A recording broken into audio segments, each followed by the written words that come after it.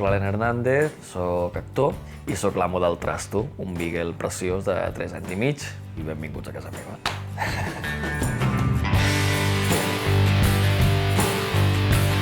La nostra relació és molt maca, és molt de col·legues, molt. Crec que tots dos tenim una cosa, que som molt carinyosos tots dos, llavors ens hem trobat una persona i un animal molt carinyosos i molt sincers, extremadament sincers, ens estimem molt. Ara morderà.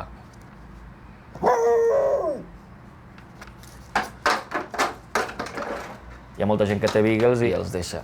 No aguanten, no tenen paciència. I és una raça molt tossuda i l'has de marcar molt. Vine aquí, vine aquí. Entra a la teva caseta, va. Molt bé, quiet. Això que veieu és la casa d'en Trasto. És una terrasseta que tinc el luxe de tenir. No puc tenir plantes ni res perquè se les menja el tio, però clar, entenc que aquí ell està de puta mare. En Trasto podríem dir que és una estrella de les xarxes socials. Sempre m'ha agradat penjar fotos d'ell i fotos amb ell. I és tan guapo el cabron que té molts seguidors. Per exemple, a Instagram, jo crec que un percentatge bastant elevat, diguem-ne, un 40... I et dic 40, per no dir més, per autoestima, jo crec, inclús, de dir, no, vull dir, la gent em segueix a mi, però jo diria que un 40 o així % em segueix pel Trasto, per les fotos del Trasto, i això s'ha d'assumir, i ho assumeixo, i molt feliç.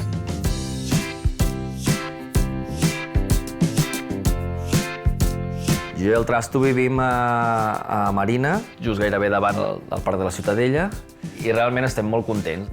És una zona molt maca, tenim el parc al costat, la platja també a 10 minuts caminant.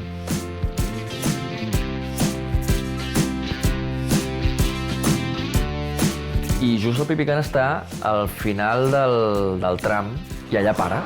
Trasto, allà no, No pugis, Una anècdota boníssima, i és que el Pipicant va haver una temporada que tenia un tros de valla, la tenia trencada, ¿vale? I un dia estava allà, el Pipicant estava amb ell, i me'n recordo que em va arribar un missatge, no sé què tal, i quan acaba de contestar, mira, on està el Trasto, i el Trasto, que no el veig. I penso, ja se m'ha escapat per la valla trencada. Quan portava 5 minuts allà de desesperació, em van trucar al mòbil i em van dir, escolta, tens un gos que es diu Trasto?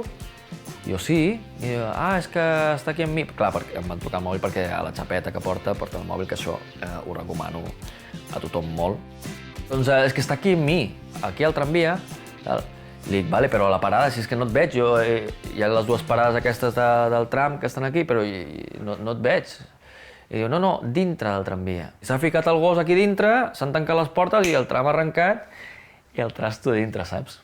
Es va convertir en el viatger sense bitllet del tram. Ara ja l'he comprat, la T10, la porta sempre allò per si algun dia vol.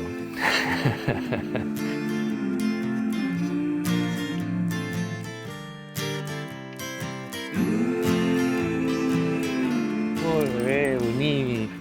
Estira't. Així. Molt bé. És una experiència molt bèstia, mai més ben dit, perquè el que et dona un gos no t'ho dona cap persona, realment. Arribes a pensar que aquest tio, com pot ser, m'està llegint la ment.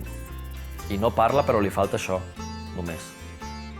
Tenir gos representa un lligam molt fort, requereix realment molta atenció, haver de treure'l cada dia. Tot això s'ha de pensar abans de tenir el gos i s'ha de pensar molt bé. Però vaja, que t'ho donen tot i realment són molt macos, això sí. I ara ja no el deixaria per res, tampoc.